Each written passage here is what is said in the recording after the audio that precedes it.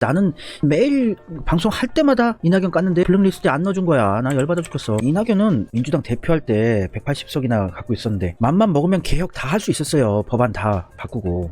친일파 파묘법 당론 요구에 난색을 표했어. 상식적인 거야. 친일파들이 현충원에 안정되어 있으면 이건 파내야 되는 건 상식적인 거지. 과격한 주장이 아니야. 이거를 너무 과격하다고 분위기가 있는 것 자체가 우리나라가 아직 독립이 안 됐다는 얘기야.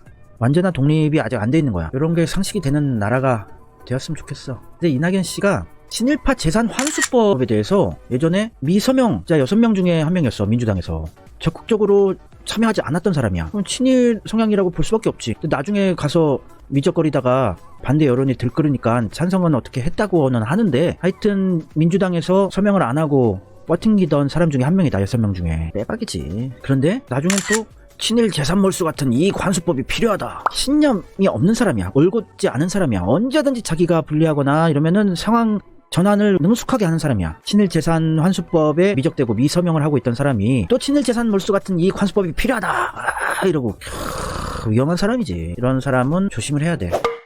독립운동가 후손들이 이낙연 후보의 사퇴를 요청했었잖아. 독립운동가 후손, 독립운동가 선양 기념사업회는 더불어민주당 이낙연 후보의 탈락을 위해 죽기 살기로 싸울 것을 천명합니다. 지키지 못할 약속을 남발하고 친일파 현충원 파묘를 방해하던 사람은 대통령 자격이 없습니다. 독립운동가 후손들이 반대하고 있는 사람이면 친일이라고 봐도 무방하지. 거의 인증해 준 거지. 이낙연 씨가 이준 열사의 후손이라고 잘난 척을 하고 다녔어요. 독립운동가 후손인 것처럼.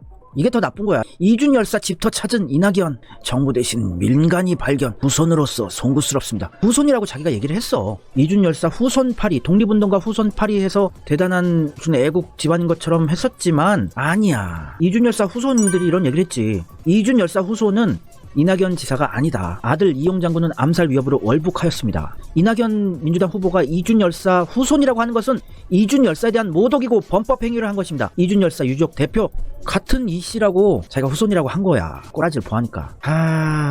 이낙연 캠프에서 변명이라고 한 게 요거였지. 이준 열사 후손이 알려집니다. 이낙연 후보의 이준 열사 후손이라는 선거 홍보에 대하여 이낙연 캠프 오영훈 수석 대변인께 항의를 하니까 후손이라 함은 당군의 후손과 같은 의미의 용어입니다. 라는 황당한 답변을 했대요.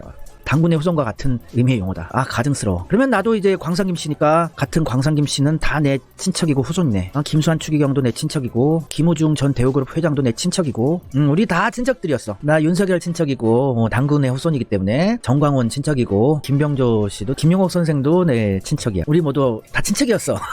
이낙연 선거 캠프의 생각대로라면. 이거 해명을 해야 돼. 이준 열사의 사진을 저렇게 붙여놓고 독립운동가 후손인 것처럼 쇼를 했지. 베이그에서 평화와 정의를 외친 이준 열사의 순국 114주년입니다. 나라를 위해 목숨을 바친 이준 열사의 뜻을 받들어 이낙연이 여러분에게 약속합니다. 이준파리 했어 이 사람. 또 선거에서도 막 이용했어. 똥파리 애들이 막 인터넷에 퍼날려고 그랬어요. 이낙연의 약속책에서 특별한 한 가지가 이낙연 전 총리님이 독립운동가 이준 열사의 후손이라는 놀라운 사실이야. 우와, 나만 몰랐나? 고종 황제 특사로 헤이그에 가셨던 이준 열사의 후손이라니. 오, 와우. 독립운동가 이준 열사의 후손 이낙연. 이렇게 선거 캠프 똥파리들이 인터넷에 퍼날랐었단 말이야. 또 이낙연 관련 가짜뉴스라고 뭐 해명을 한 글이 있었는데, 이 노란색 봐봐. 이낙연이 친일이다? 아닙니다. 독립운동가 이준 열사의 후손입니다. 이런 지저분한 사람 나 되게 싫어해. 이거는 빼박 증거자료지. 이렇게 선거 캠프에서 헤이그 특사 이준 열사의 후손 이낙연 전 당대표. 이 사람은 김대중 파리에서 정치인으로 데뷔를 하고 노무현을 그렇게 괴롭히고 노무현 탄핵에 찬성표를 던져놓고선 자기는 반대표를 던졌다고 구라를 치면서 노무현의 적통이고 노무현을 끝까지 지킨 사람이라면서 정치 인생을 계속 이어오던 지저분한 인간이야. 하는 짓거리 보면 이완용 후손 같지. 선거 캠프에서 인터넷에 계속 퍼날랐어. 이렇게. 이거는 해명을 해야 돼. 사죄를 해야 돼. 이준 열사 후손들에게 석고대죄해야 한다. 근데 이 민주당의 국무총리 할 만한 급이 다 수박이야. 고놈이야. 이낙연이나 정세균이나 김부겸이나 박병석이나 다 고놈인 거야. 선택지가 없었던 거야. 문재인 대통령은 정말 깨끗한 정치인을 쓰려고 해도 짬밥이 있는 사람을 국무총리를 써야 되는데 그 정도의 3선 4선 이상한 국무총리급 되는 정치인은 민주당에 다 고놈인 거야. 어쩔 수가 없던 거였지. 문재인 대통령은 힘든 외로운 싸움을 지금 해오고 있는 거야. 깊은 빡침, 뒷박을 느끼고 계실까. 자기가 노무현의 정신을 이어서 노무현이 못 이룬 이 개혁의 꿈을, 정치에 관심이 없었지만 그래도 앞장서서 대통령이 됐는데 그걸 못하게 다 막아버린 거야. 팔다리 다 묶어버리고 개혁을 할 수 있는 게 없었던 거였어. 그래서 문재인 대통령 피해자야. 답답하다고 욕할 건 아니야. 이낙연 씨가 일본의 동아일보 도쿄 특파원으로 갔을 1989년에 일본 경제는 세계 최고 수준으로 좋았어. 그 당시에 전 세계 시가총액 순위를 한번 보자고. 1989년 왼쪽이 세계 시가총액 랭킹이야. 1등부터 5등까지 다 일본 기업. 이 주황 색깔이 붙은 게 일본 기업들이야. 1989년은 미치도록 일본 경제가 잘 나가던 시기였어. NTT, 니폰 흥업은행, 스미토모은행, 후지은행, 다이치 건업은행, 미쯔비시은행, 도쿄전력, 도요타자동차, 산화은행. 그러니까 50위 안에 거의 3분의 2 정도는 될 것 같아. 이 주황색이 다 일본 기업이었어. 세계 시가총액 랭킹에서. 지금은 일본 기업 요거 도요타 하나밖에 안 남았는데 삼성이 16위에 있네. 16위. 일본 기업 도요타 하나 남았어. 이렇게 폭망했는데 어쨌든 지금 일본에 특파원으로 가 있는 이태동 특파원이라고 있지. 커뮤니티 사이트에서 유명하더라. 일본을 이렇게 찬양해주고 있어. 이렇게 망해가고 있는 나라도 백신을 일본이 확보해서 연말 풍경이 이렇게 막 사람들도 모이고 대단하다. 이태동 도쿄 특파원 조선일보에 지금 이렇게 일본이 망해가고 있는데도 일본을 찬양해주고 있는 게 특파원들의 실체야. 도쿄 특사. 자신이 도쿄 특사야. 지금 커뮤니티 사이트에서 욕 많이 먹고 있는 이태동 지금도 그런데 1989년에 이렇게 잘 나가던 일본에서 도쿄 특파원을 했어. 한 2, 3년 했는데 얼마나 일본이 대단하게 느껴졌겠어. 이낙연 씨는 그 당시에. 그리고 그 당시에 경제가 너무 잘 나가고 돈이 많으니까 일본 사람들이 여유로웠어. 예의 발랐고 이렇게 못 살게 되고 이러면서 점점 본성이 드러나고 된 건데 그 당시에는 일본 사람들이 돈 너무 잘 벌기 때문에 여유로웠단 말이야. 한국에 대한 그 반감도 없었어요. 너무 밑에 못 사는 나라에 한심하게 생각했기 때문에 아예 한국에 대한 악의 같은 거 없었어요. 그러니까 저렇게 잘 나가던 시기에 일본 특파원을 했으니 얼마나 일본을 대단하게 생각하겠어. 이낙연 씨가. 그것도 또 경성제국대학교를 나온 사람에다가 또 친일적인 성향을 가지고 있다고 밖에 볼 수밖에 없어요. 세비로라 그러는데 이거 연미복, 이 제비꼬리 같은 연미복 그 일본 외왕의 취임식에 대한민국을 대표해서 갔어. 대통령을 대신해서 대통령 전용기를 타고 갔단 말이야. 그러면은 대한민국 대통령의 자격으로 간 거야. 그러면 식민 지배를 했던 우리나라를 그렇게 괴롭혔던 나라의 외왕의 취임식이라면은 자존심을 지키고 대부분 자기 전통 의상을 입고 왔어. 아는 나라에서 뭐 전통 의상 같은 거 입고 왔었는데 이렇게 연미복을 입고 갔다는 것 자체가 자존심이 없는 거야. 유럽 순방을 한다든지 이럴 때는 연미복 입을 수 있어. 일본의 강요들이 이렇게 연미복을 입어요. 서양 따라한다고. 이 대한민국 대표로서 자존심을 걸고 가는 거기 때문에 이런 의상 선택도 조심을 해야 되는 거야. 김구 선생처럼 한복 두루마기 입고 갔었어야 돼. 몽골의 대표처럼. 무슨 일제 식민지의 강요처럼 친일파처럼 이렇게 입으면 안 되는 거야. 일본에 갈 때는. 공식적인 행사에는. 드레스 코드 같은 것도 국무총리라면은 조심을 해야 되는 건 당연한 거야.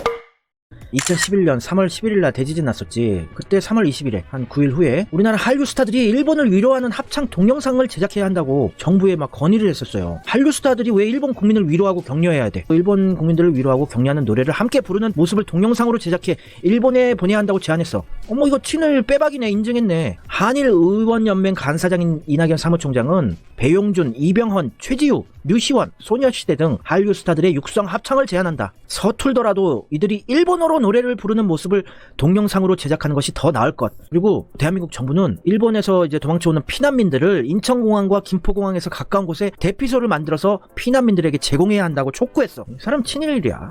나는 친일이라고 생각을 해. 그 이낙연이 쓴 글. 어떤 통계에 따르면 일본을 떠난 일본인이 15만 명을 넘었다고도 합니다. 그런 일본인들은 어디로 가서 어떻게 사실까요? 아우 걱정해주네. 본국 시민들 걱정해주네요. 일본의 요청에 응해 일본을 지원하는 것은 당연합니다. 일본의 요청에 의한 지원에 추가해 다음과 같은 도움을 일본에 드리면 어떨까를 생각해봤습니다. 그것을 우리 문화계와 정부에 조심스럽게 제안합니다. 첫째, 한류 스타들이 합창하는 위로와 격려의 노래를 동영상으로 보내드리면 어떨까요?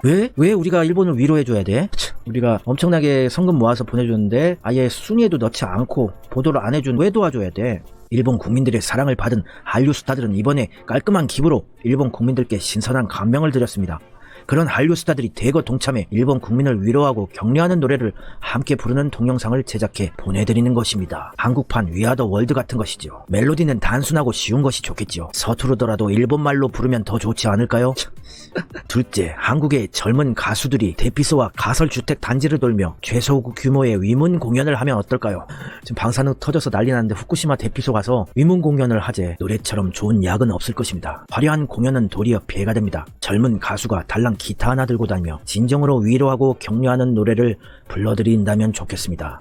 이번에 참화를 입은 미야기, 이와테, 후쿠시마는 훨씬 더 전통적인 지방입니다. 따라서 이재민들은 민요나 엔카풍을 더 좋아하실지도 모르겠습니다. 아이고 음악 취향까지 아주 고려를 해주시네요. 엔카를 불러주세요. 우리 정부는 일본 피난민을 위한 일시 대피소를 만들어 제공하면 어떨까요? 인천이나 김포공항에서 멀지 않은 곳에 그런 시설을 두고 비난민들께 숙식을 무료로 제공해드리면 좋을 것이라고 판단합니다. 이렇게 장문의 글을 올렸어요. 얼마나 걱정이 됐으면, 본국이 얼마나 걱정이 됐으면 이랬을까요? 그러니까 이 사람은 친일이라고 볼 수밖에 없어. 사람이 총리로서 일본에 방문했을 때, 또 일본에서는 이낙연을 되게 좋아해. 느낌이, 이낙연이 대선 출마 선언하자 일본 매체들 지일파라고 관심을 가졌어. 일본에서는 친일파라는 단어가 어감이 안 좋다는 거를 알고 있기 때문에 지일파라고 배려를 해준 건데, 친일파라서 관심을 가지는 거야. 내가 봤을 땐 그래. 일본 매체가 지일파라며 기대감을 드러났다. 친일파라서 기대감을 드러난 거겠지.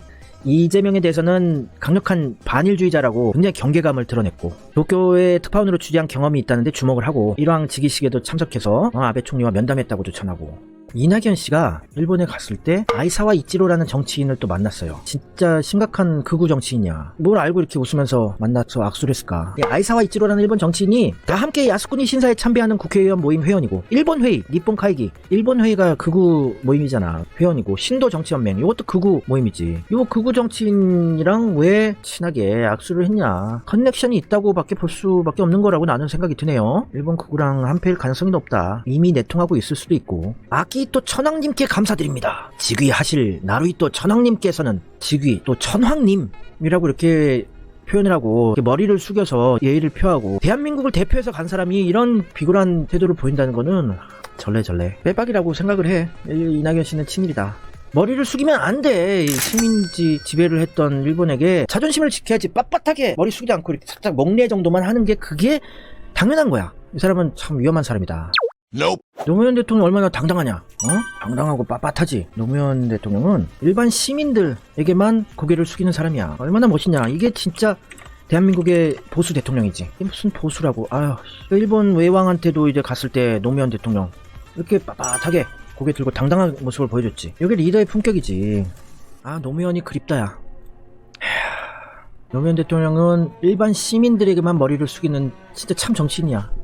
이낙연은 일본 외왕한테 가서 고개 숙이고, 그래서 이낙연을 빨리 몰아내야 되는데, 이낙연 파벌들까지 세트로 그냥 통째로 다 몰아내버리고 싶은데 할 방법이 없다. 이 코로나 사태로 다들 이제 시위도 못하고. 이명박은 또 이렇게 고개를 숙이고 곱실곱실 본사 회장님 만나는 거지. 한국지사 사장이 일본 본사 회장님 만나는 느낌. 이제 결정했어. 이낙연 씨는 외낙연이다.